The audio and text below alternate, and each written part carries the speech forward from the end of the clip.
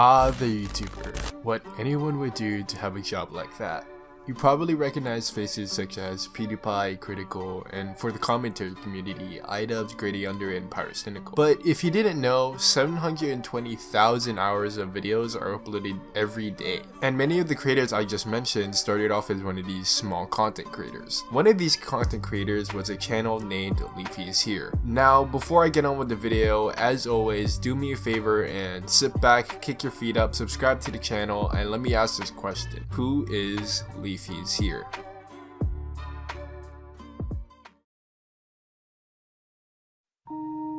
Rings on, ring out, burn out, cave in, blackened to dark out. I'm mixed now, fleshed out. There's light with no heat. We cooled out, it's cool out. Life is precious. We found out.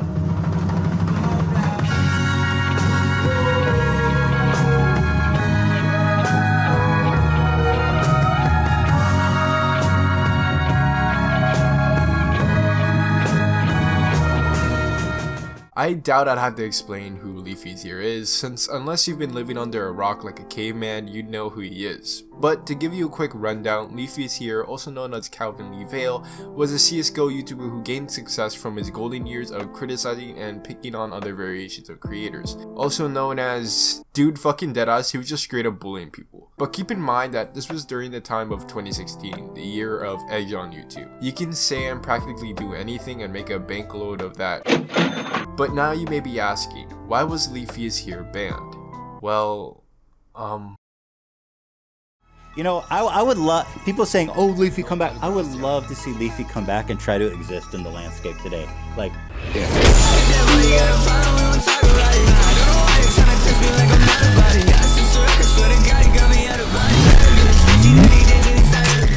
LeafyIsHere's time on YouTube would include some of the highest of highs and lowest of lows, and some of the most toxic and entertaining drama to ever be on the website. It also represented the greatest time period to be making content on YouTube, up until YouTube got rid of him. But before I explain how the deletion of LeafyIsHere affected YouTube as a whole, let's talk about the termination of his channel. Now, to tell you my basic knowledge of YouTube harassment policies, it basically states that they want to prevent harassment of fellow creators on their website, which is basically content that harms another individual.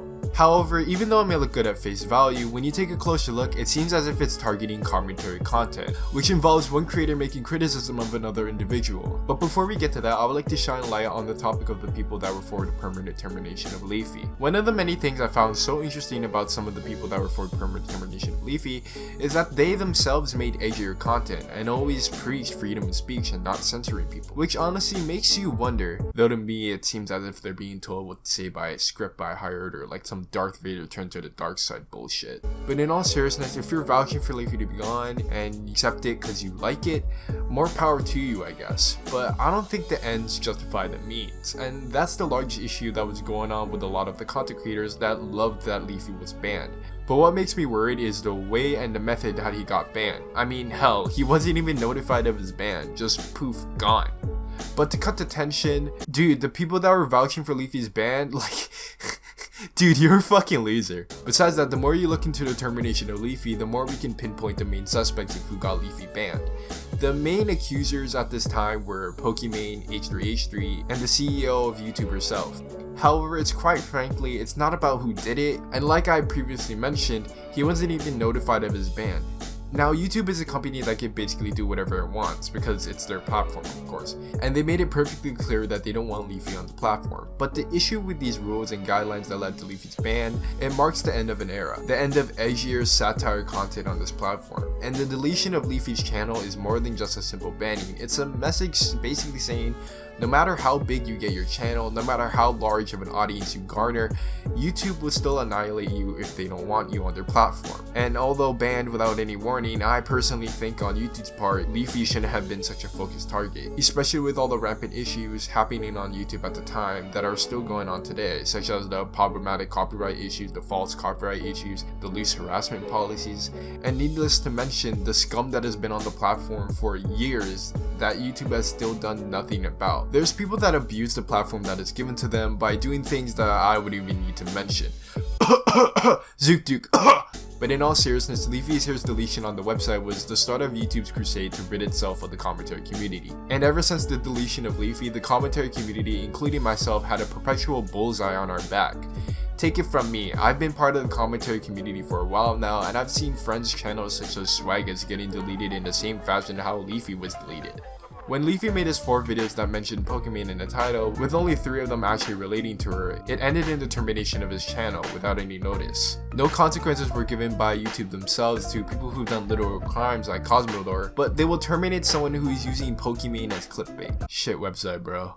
Coming back to the commentary community, while people such as Cosmodor and other pedos on the website are running around with their channels still intact, we the commentary community are actively being silenced and beaten to the ground by the algorithm. And with the aforementioned guideline changes going against commentary content, in my opinion, this is YouTube fine-tuning the system to rid itself of the commentary scene. But it's not like they weren't already trying to contain us. As previously mentioned, Leafy's termination was a precursor to them getting rid of us. With every recent change to YouTube, it seems as if the commentary community is buried even deeper and deeper every day. I think it's quite clear that YouTube knows what they're doing in these situations. They won't suspend people who've done literal crimes like Cosmodor, but will suspend or terminate people that have broken a few guidelines. Maybe it's just me, but I think YouTube should focus on working on their moderating system when we have channels getting falsely striked or even hacked on many occasions. With the end of edge and satire on YouTube, it is essentially the end of commentary. Despite Leafy getting banned off of YouTube and permaban on Twitch, there isn't much to expect on these social platforms anymore, because everyone's become sensitive to satire in today's light. Whether or not Leafy's channel will be reinstated, things will almost always remain different on the platform, especially after the recent changes, because unlike last time, it wasn't a choice of Leafy coming back or not. It was the amount of people who reacted to it in the way that they did in order to deplatform him. That being said, if there's one thing I've learned when researching and talking about the deletion of LeafyIsHere's channel, it's that YouTube is free to do whatever it wants with its platform and it's ever changing. But you should never underestimate the ability of a content creator to adapt and overcome in its own environment. I hope you enjoyed the video. I'm Weezis, and I hope you had a good day. Make sure to like and subscribe, and until next time. Hey yo, H3 got Leafy banned, bro. Fuck 'em. Like what's next, what's that, what's up? Yeah. I just want chill, drink, smoke, fuck.